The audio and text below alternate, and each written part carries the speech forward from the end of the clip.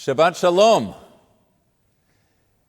This Thursday night, if you are one of the few fortunate ones to be sitting at the Thanksgiving table with family, and you find yourself arguing with one of your siblings over who gets which piece of turkey, then rest assured that the two of you are doing exactly what Darwin thought you would and should be doing. Life, according to Charles Darwin's evolutionary theories, is about a struggle for resources, the strategies employed by every species, human beings included, to survive, reproduce, and guarantee our offspring. Given limited means and inhospitable environments, in order to endure, we must compete, an ever-adapting humanity, a process called natural selection. And there's no environment more prone to evolutionary conflict than that of the family unit. From the moment of conception to the moment that sibling reached for the very piece of turkey you have been eyeing, it is a competition for resources between siblings that is most fierce. There's the occurrence of siblicide, one sibling killing another, as in the case of sand sharks, where one devours the other inside the mother's oviducts until only one well-fed shark is left alive. Or, if you prefer, the newly hatched cuckoo chick, who uses the hollow of its back to scoop up and eject unborn eggs from the nest, lest those potential chick siblings detract from its own prenatal care. In Darwin's schema, it is a zero-sum game. What one sibling has, the other cannot. For one to survive, the other may not. Siblings compete for the finite goods provided by their parents and environment for survival: food, shelter, and that most precious and most finite resource of all, love. For all those interested in such things, it was Alfred Adler, an earlier follower of Freud, whose understanding of behavioral psychology drew from sibling dynamics. Adler broke with Freud's penchant for explaining behavioral patterns by way of an Oedipal complex, countering that it's actually birth order and the struggle for parental affection that defines us. Firstborns, when faced by the threat of being dethroned by the arrival of a sibling, respond by emphasizing their role, seeking approval from their parents, and by extension emphasizing the importance of rules, laws, and order. Secondborns, latterborns, and lastborns, on the other hand, when confronted by the unique relationship of the firstborn to the provider of all resources, the parents, take on adaptive strategies to maximize parental investment in them. Frank Soloway's 1990s path-breaking book, Born to Rebel, is instructive in that Soloway outlines a repertoire of strategies by which siblings de-identify from each other, differentiating themselves, creating individual niches in order to attract attention from their parents. Soloway argues that such an understanding of birth order and personality development helps explain both the disproportionate number of firstborns in leadership positions and the disproportionate number of latter-born creative rebels: Copernicus, Voltaire, Ben Franklin, Harriet Tubman, to name but a few. It's far from a slam dunk.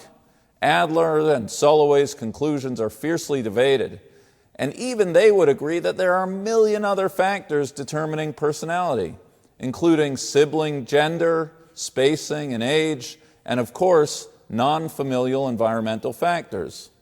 It is nevertheless a fascinating way to understand ourselves, our family dynamics throughout our lives. Sibling dynamics, a window towards understanding the choices we have made and what we do, where we do it, and with whom we do it. It helps explain why, despite the fact that we share some 50% of our genetic material with our siblings, not to mention having grown up in the same home, we are wired so very differently from them. It helps explain why we tend to evaluate our achievements not in absolute terms, but relative to those closest to us, our siblings. When I was a kid, I didn't compare my SAT scores, my athleticism, or my musical ability with some kid down the street.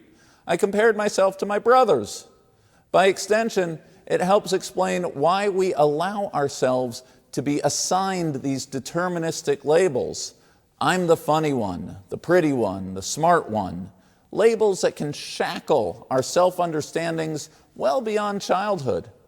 It helps explain why when we grow up with spouses and children and direct deposit accounts of our own, we still refer to our siblings, or at least I do, as our big siblings and little siblings.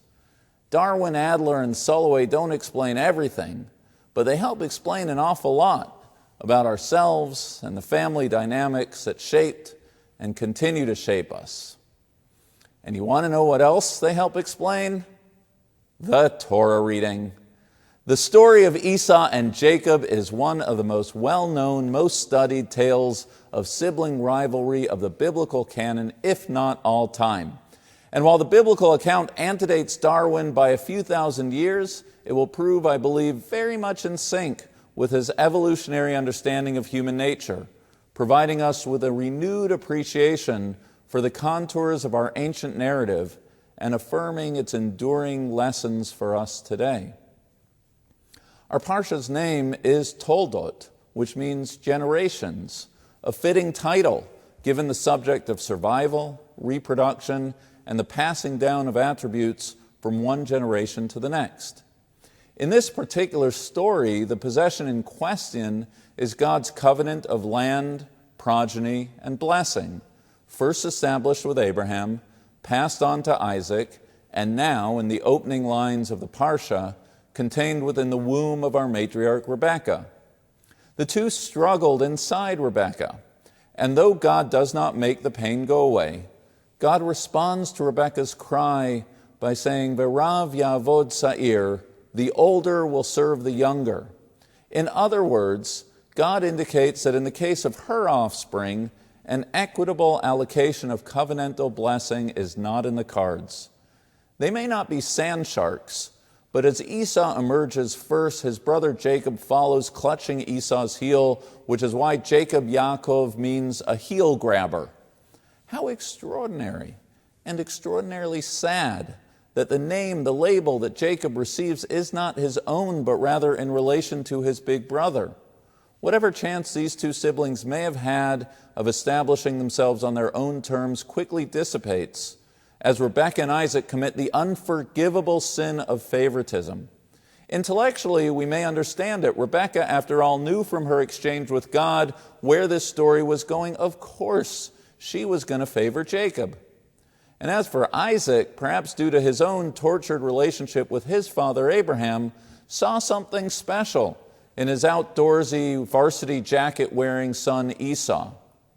Whatever the reasons, it does not take much to see the toxic effects that their favoritism must have had on the boys, to be constantly sizing each other up, measuring themselves against each other, jostling for their parents' attention. It's why two such different personalities emerge. It's why they fought in life as they did in the womb, competing for the limited and precious resource of their parents' affection, love, and blessing. The next scene, the trading of Esau's birthright over a bowl of lentil soup, is one we know well.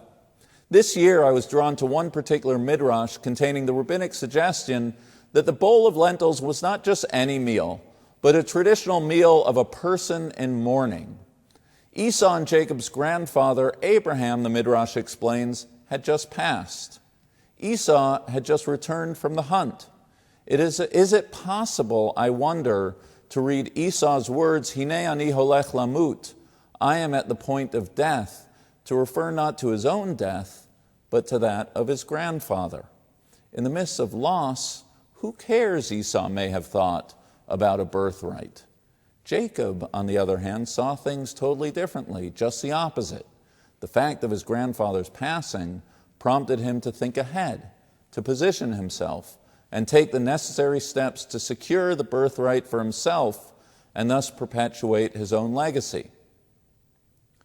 And while there need not be a correlation between the death of Abraham and the birthright bowl of lentils negotiation, with regard to the final scene of our Torah reading, the stolen blessing, we're on surer footing.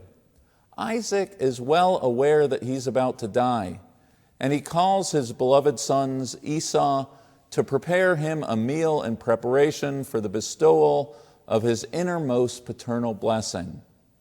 It is at that moment that the same Rebekah who years earlier was party to a private communication with God overhears this father-son exchange and sets in motion a deception by which Jacob, not Esau, receives Isaac's blessing. There's so much about this scene that we don't know. How Jacob felt about duping his father and brother, how Rebekah justified such a wrong against both her husband and her son. What we do know, however, is that when Esau returns from the hunt to find himself outfoxed by his brother, he lets loose a wild and a bitter cry, "Baracheni gam ani avi," bless me too, Father. And then, in what I believe to be the most painful verse of the whole narrative, if not the Torah itself, "Habracha echat hi lecha avi, baracheni gam ani avi." Have you but one blessing, Father? Bless me too, Father. And though Isaac musters something, it's not the blessing that Esau wanted. The biblical system of primogeniture does not make room for compromise. It's a zero-sum game. The birthright, the blessing, what Jacob took, Esau was denied. A tragic turn that in retrospect preceded their very arrival in this world. Whatever the promise these two siblings had of developing a fraternal bond, stillborn at birth, these two brothers never stood a chance. Jacob and Esau are not the only fraught sibling relationship of Genesis. From Cain and Abel competing over God's approval, Rachel and Leah measuring each up by way of metrics of love and fertility, Joseph and his brothers contending for their father's affection, or even the final blessing switch between Manasseh and Ephraim, Genesis serves as an extended case study in the origin of species. It's a study that extends to Moses' relationship with his older siblings, Miriam and Aaron, or King David, the youngest of 8 brothers, and many, many other examples. These narratives, they continue to resonate for us, if for no other reason than the fact that in them we see our own stories, the miscues and misfires of our own lives. How many of our families suffer from forms of the very heartbreaks as experienced by our biblical predecessors? One of the great blessings of my life is my relationship with my siblings and their wives. But it hasn't always been straightforward. It takes work and it takes intentionality. It's a blessing that I don't take for granted, for many reasons, one of which being my knowledge that it's a blessing not shared by all. More than the bond between me and my brothers, I'm well aware that it's the bond that will be shared between my own children, by which my own parenting will ultimately be measured. And that game is still very much in play. Whatever time and energy we spend in our sibling relationships and managing them as parents, we all need to invest more.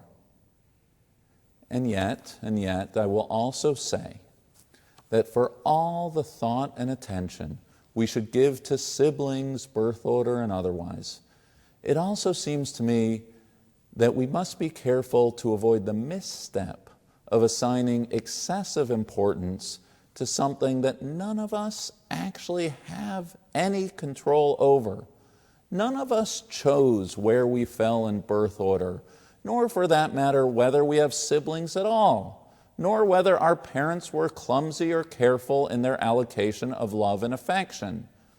Significant as sibling relationships may be in determining character and self-definition, it strikes me as an abdication of responsibility to attribute too much weight to it. At some point, each of us needs to take personal agency for who it is we are and who it is we seek to be. At some point, the question of whether we are the leader, the creative rebel, the peacemaker, or the comic is up to nobody but ourselves. At some point, it is us and not anyone else who determines the quality of our sibling relationships, whether we decide to let the wrongs of the past fall by the wayside or allow them to be determinative of our future. With all due respect to Darwin, it's not the question of origins that matter the most. It's the question of destiny. And the answer to that question is in nobody's hands but our own. The story of Jacob and Esau, it doesn't end this week. 2 weeks from now, the two brothers will meet again, having spent decades apart. They will embrace and they will weep. Jacob greets his brother bearing gifts, and in response, Esau responds, Yeshli Rav, literally translating as, I have enough. But on closer inspection, I believe it to be a subtle rejoinder to that very first in utero statement regarding Esau, Rav Yavod Sa'ir. In other words, Esau is communicating not just that he's no longer in need of gifts and birthrights and blessings, but that all those people, himself included, who would have him measure his Rav, his worth, relative to his brother, well, they were just plain wrong. Esau is happy with his portion. And Jacob, for his part, responds with words that I believe to be as beautiful as they come, words that we should all aspire to say to our siblings. Ra'iti panecha kiraot pnei Elohim. To see your face is to see the face of God. We are both created equally in the image of God, and there is more than enough love to go around.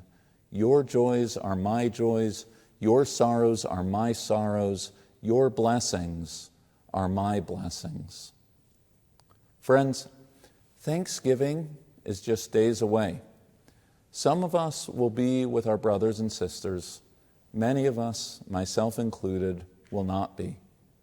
But I can think of no better way for all of us to spend these next few days than to pick up the phone to our siblings, telling them that we love them, finding a way to let go of hurts held far too long, to celebrate their joys, to support them in their sorrows, and express gratitude for their presence in our lives. Our brothers, our sisters, they need not be our rivals. They are our shelters, our supports, and our fortresses in times of need and in all times. Shabbat Shalom.